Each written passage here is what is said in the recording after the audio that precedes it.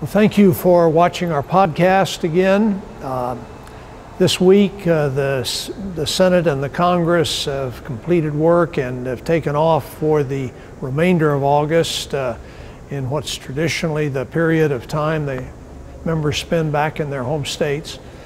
Let me talk about two issues. One, of course, is this debt ceiling increase that was finally agreed to.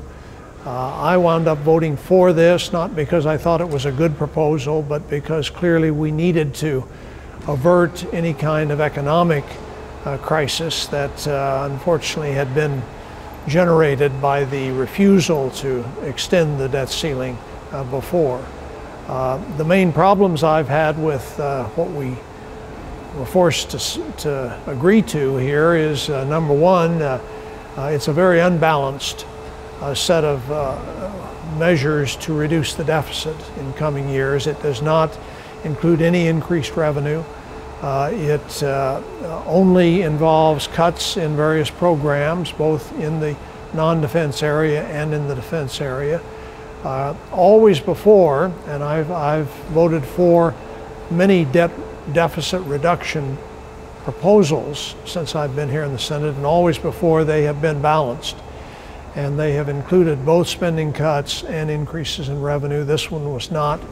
I went ahead and supported it, but as I say, I did so in order that we could resolve the pending financial crisis that had been generated by the refusal of people to go ahead and agree to something more reasonable. So that was a concern. A second concern, of course, is just that what has gone on here will embolden those who are willing to hold the economy of the country hostage to get their way in negotiations here in Congress. That's not good for our country.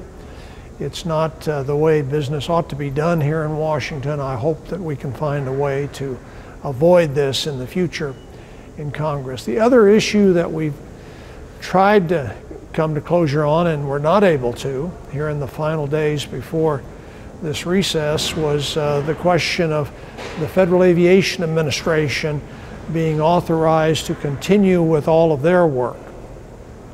The House of Representatives has taken the position that they would not agree to a continuation of the Federal Aviation Administration authority to proceed with projects all around the country unless we would agree to a change in the rules of the National Mediation Board related to union organizing.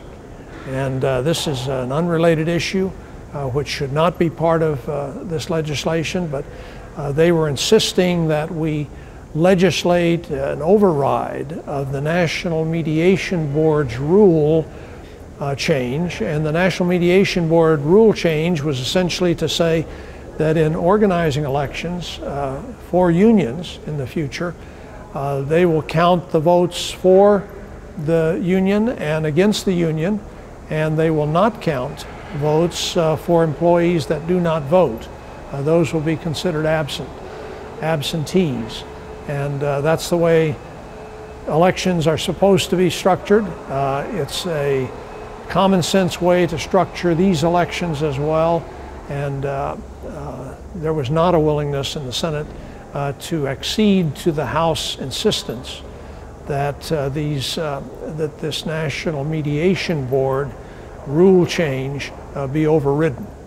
So that's the convoluted reason for the standoff between the House and the Senate on this FAA authority.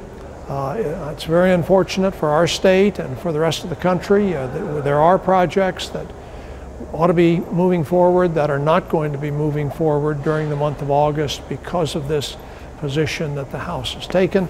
I hope this can be resolved in some manner here in the next few weeks so that when we return, we can once again get these projects up and running and get the employees back to work.